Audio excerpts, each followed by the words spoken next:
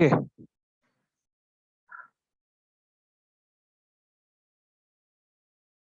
Yes. So welcome back. We are going to start in this part, the last session or the last unit of the surveying two. Okay, that is modern methods of surveying. Okay. So in this, we are going to study the main contents that is dealing with remote sensing. Then what are its method? Then GIS and GPS. Okay. So starting with first introduction to remote sensing. Okay. Yes. Okay. So starting with introduction to remote sensing. So here you can see some satellites are there. Okay. So which are taking certain images. Okay. Of the earth. So below that it is nothing but the earth.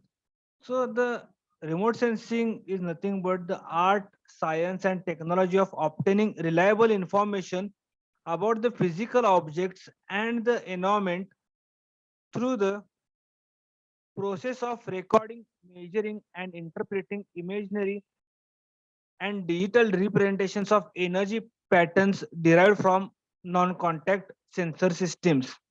Okay, so it is nothing but one kind of art and in which science and certain technology has been applied. So which from which we get an reliable information. Okay, so that is the true information about the physical objects or the objects which are actually present on the surface of the earth. What is the effect of the environment? So in that, what the process has been followed?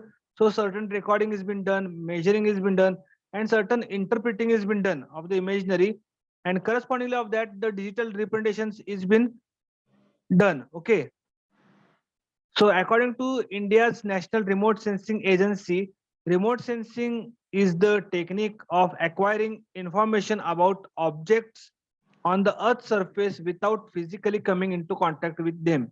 Okay, so what does the India's National Remote Sensing Agency tells that? So it is nothing but the technique. So we are knowing that we are not supposed to visit that particular place.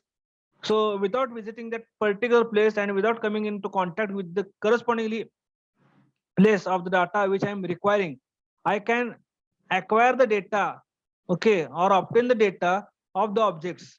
Okay, so I am requiring the data of suppose any other country or suppose any other place which is located beyond our limit. Okay, so just by making of this remote sensing technique, you can acquire the data from your place where you are having your correspondingly remote sensing technique. Okay, so correspondingly what is done, we are knowing that uh, human eye is correspondingly most familiar example of a remote sensing system.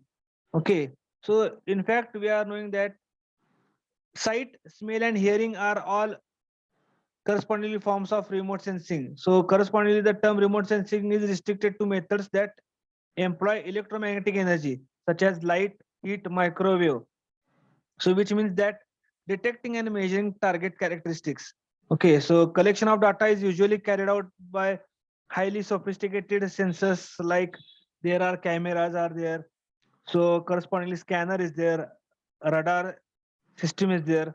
Okay, so through which the data has been collected, and whatever is the data which has been collected in the carrier or communication, so that correspondingly is been done interpretation through which we can get the result. Okay,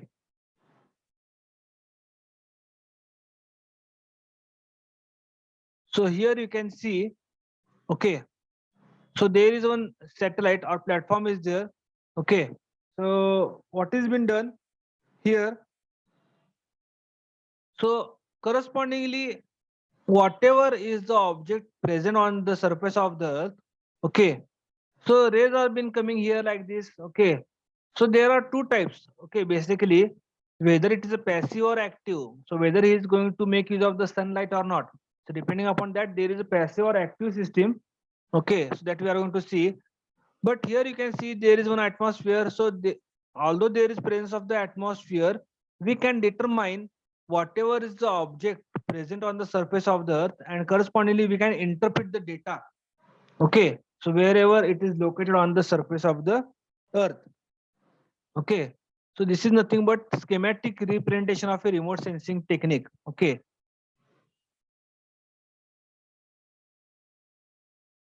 so the remote sensors collect the data by detecting the energy that is reflected from the earth. Okay, so these sensors can be on satellites or mounted on aircraft. So, okay, so remote sensors play important role which collect the data.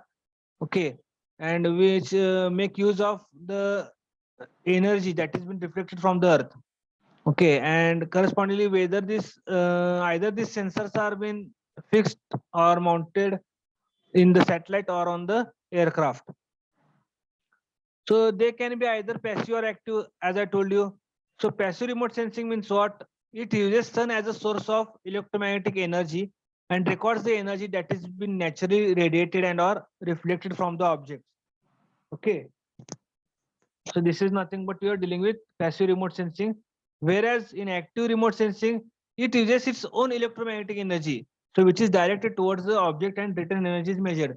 So passive means what? In presence of the sun as a source, the passive remote sensing of the said electromagnetic takes place.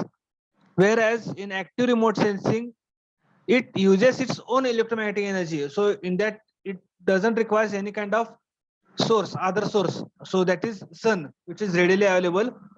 So in this case, whatever is the electromagnetic energy of its own, it has been just transmitted. Correspondingly, whatever is the energy just written back, it has been measured. So that is nothing but active remote sensing. So here you can see or the passive sensing system, remote sensing here. Okay. So here is the sun and correspondingly whatever is the sun. Okay. So it is going to provide a source for passive system. So I have written here, the sun provides a very convenient source of energy for remote sensing. Okay. So the sun's energy is either reflected or absorbed and then re-emitted.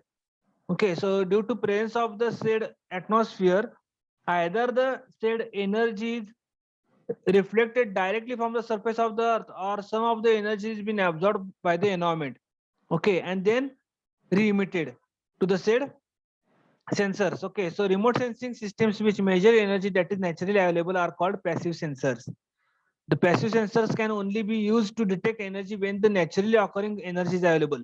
So that is only this passive remote sensing can be used, or passive sensors are usable when there is presence of a naturally occurring energy that is nothing but sun. Okay, so in absence of the sun, this passive remote sensing cannot be used. But whereas in the case of active system, the sensors which are being fitted, okay, to the satellite or the said our airplane, so correspondingly they only emit the radiation. Okay, they only generate it electromagnetic energy and that is only been transmitted back or re-emitted back. Okay, so correspondingly the radiation reflected from that target is detected and measured by the sensor. Okay, so this active system uses its own electromagnetic energy.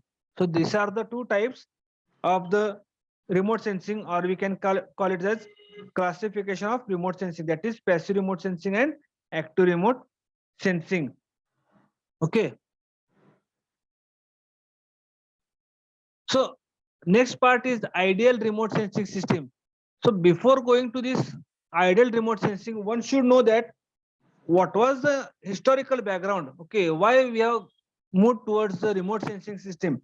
Okay, so basically this remote sensing became possible with the invention of the camera. Okay, so in the 19th century the camera was being invented and correspondingly astronomy was one of the first fields of science to exploit this technique.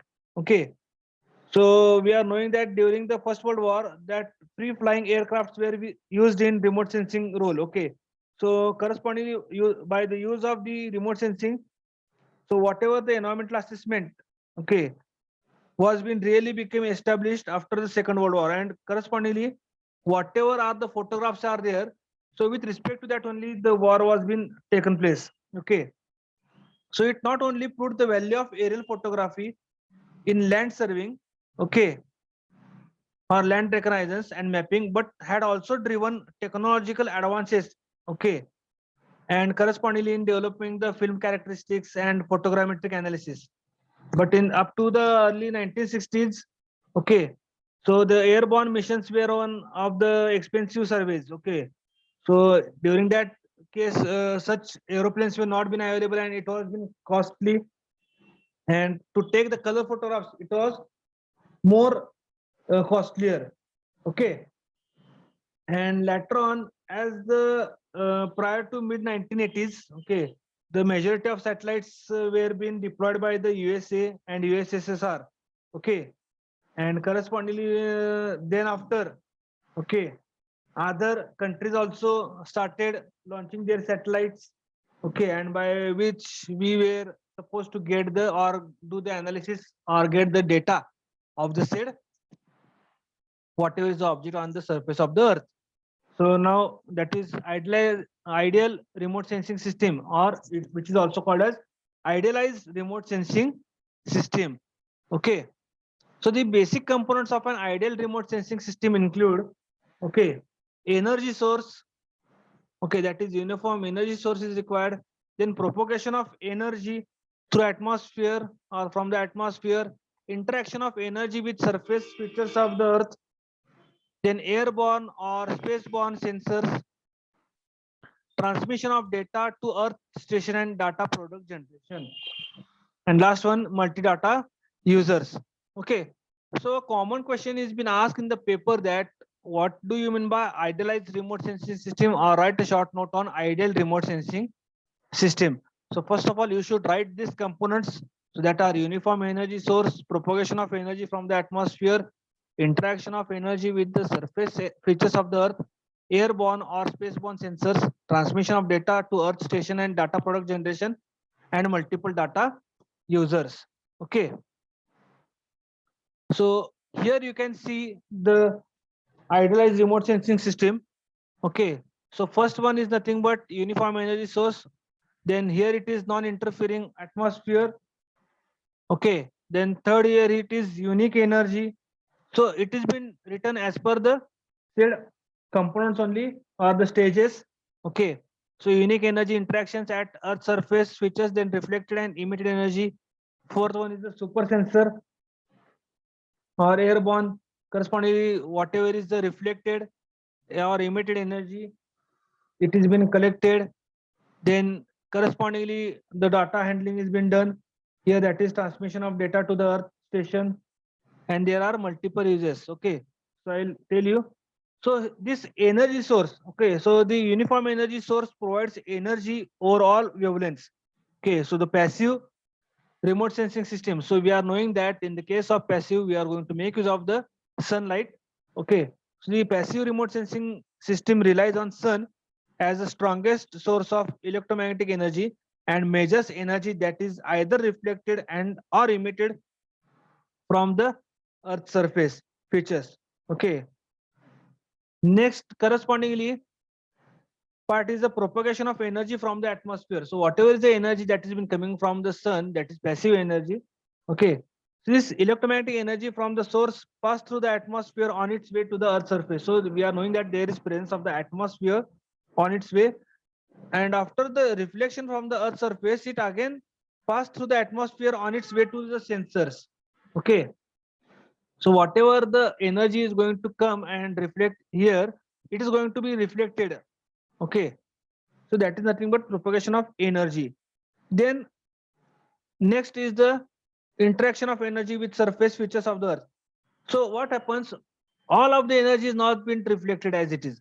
Okay, so the interaction of the electromagnetic energy with earth surface features generates reflected and or emitted signals. Okay, so the spectral response pattern plays a central role in detection, identification, and analysis of Earth's surface material. Okay, so as I told you, correspondingly, all of the energy which has been reflected corresponding or emitted from the sun, it is not been reflected. So some of the energy has been absorbed in the atmosphere or on the surface of the earth, and whatever is the remaining, it has been reflected towards the sensor. So sensors are, we are knowing that they are electromagnetic instruments, so that receive and record the retransmitted energy. So whatever is the energy that has been transmitted, that receive and record it. So we are knowing that they are being mounted on satellites, aeroplanes, or even balloons also. Okay, so the sensors are highly sensitive to wavelengths, yielding data on the absolute brightness from the object as a function of wavelength. So correspondingly, when the brightness is clear one, correspondingly, whenever the object is clear one, then and then only whatever is the data which is required for the analysis, we can get it clearly. Okay. Then whatever is the data being collected by the sensor, it is been transmitted to the earth station and data product generation. Okay. So correspondingly here, data from the sensing system is transmitted, and data handling system consists of high density data tapes for recording and visual devices, so such as television. Okay. So for quick look and displays. So correspondingly, whether we can get in terms of pictorial, that is in the form of photograph or in the form of digital product. Okay, so whatever is the image there, we can see it. And last one is the multiple data users. So the multiple data users are those who have knowledge of great depth, both of their respective disciplines as well as of remote sensing data and analysis techniques. So whatever is the data required, so as per that they interpret and they classify. So depending upon whether it is required of the air surface or land, or whether it is recording of the hydrographic. So correspondingly, they do the classification of the said data as and where required. Next, electromagnetic energy. So till now we are making use of the word electromagnetic energy, electromagnetic energy. So what it is, nothing but, so it is nothing but the combination of electric and magnetic fields.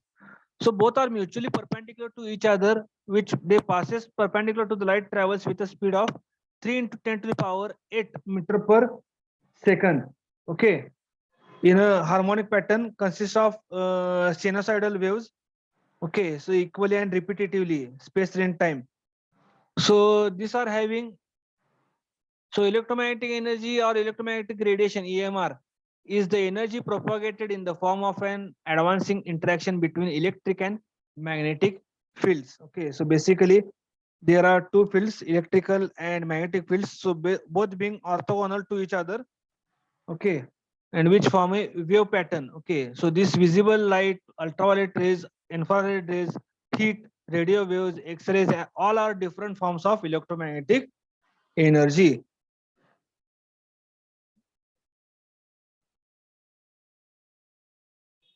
So here you can see atmospheric propagation effects. So whatever is the data going to come, or correspondingly energy is going to come from the sun. Okay.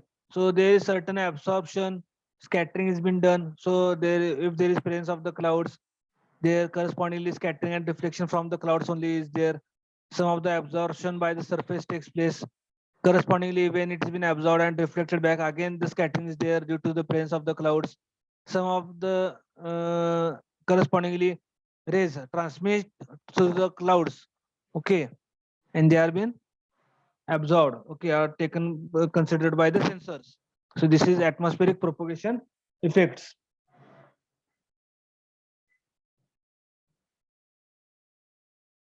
So the electromagnetic energy E can be expressed either in terms of frequency f or wavelength lambda of radiation as E is equal to hcf or hc divided by lambda, where h is the Planck's constant, which is having value 6.626 or 6.6252 into 10 to the power minus 34 joules second. C is the constant that expresses the celerity or speed of light, that is 10 to the power 8 meter per second.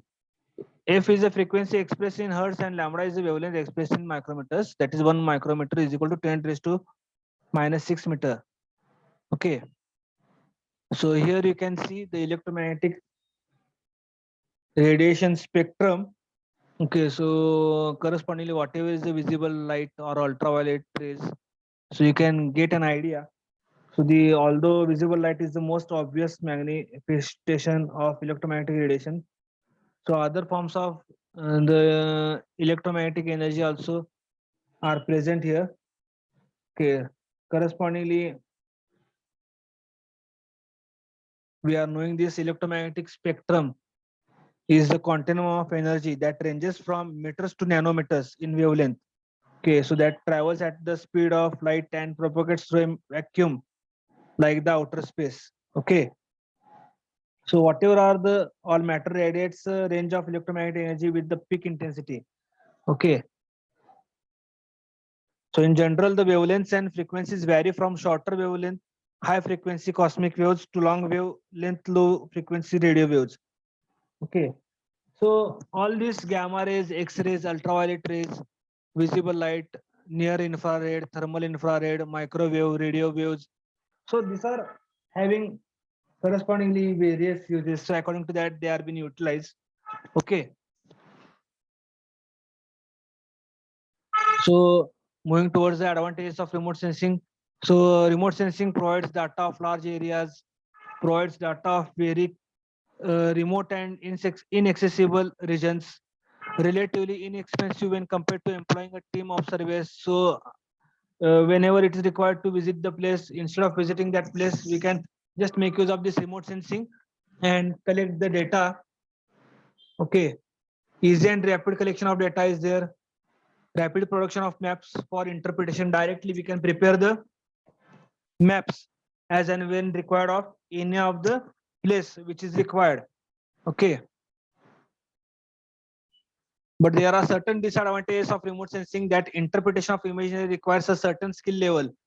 So right now we have seen that unless and until you are not having any kind of previous data or correspondingly previous knowledge of about any of the said information which is required.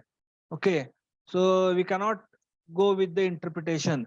Okay, so it needs cross verification with ground field survey data, because it is not why we require cross verification, because we are knowing that it is one kind of corresponding technique only which has been developed by the man only, human being only. So we should not keep 100% believe that whatever is the data we are going to get it, so it is true to the extent which is available on the ground. So we require certain cross verification. So after that only we can do that. Okay, so which is known as validation. Okay, then data from multiple sources may create confusion. Okay, so suppose if you are going to take the data from one of the sensor only, so you should do with only a single sensor or double sensor only. But same data when it has been available from multiple sources, so it creates confusion. So whether to take which data, it makes us a question mark in our mind. Then correspondingly objects can be misclassified or confused. So distortions may occur in an image due to the relative motion of the sensors and sources. Okay, sensor and source. So as we are knowing that these sensors are much susceptible to the wavelength. Okay, and due to the correspondingly shade, our brightness of the object which plays an function for the wavelength. So due to which there are certain distortions. Okay, so so certain separate questions are been asked in the paper, that what are the applications of remote sensing in agriculture. Okay, so crop production forecasting we can get it, because we are knowing that the area is in terms of hectares or acres. So this remote sensing is used to forecast the expected crop production and yield over a given area and determine how much of the crop will be harvested under specific conditions. Then assessment of crop damage and crop progress. So right now we are knowing that there is monsoon going on. Okay, or during the monsoon there are damages. Okay, due to the heavy rainfall. So we can, by making use of this remote sensing technique, we can do the assessment of crop damage or whatever the crop progress has been going on. Then what type of crop is been taken at a particular place, that can be also identified. So we can do the crop condition assessment and stress detection.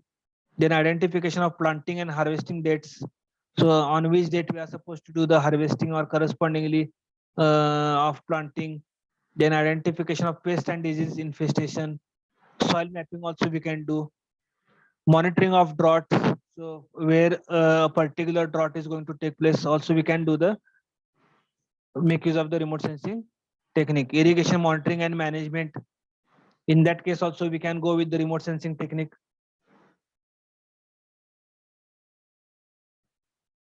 So for also analyzing the condition of the rural roads, we can go for the remote sensing technique, creating a base map for visual reference, then collecting Earth's pictures from space, controlling forest fires, then detecting land use and land cover, locating construction and building alterations. Okay, so that was regarding our remote sensing technique. Okay,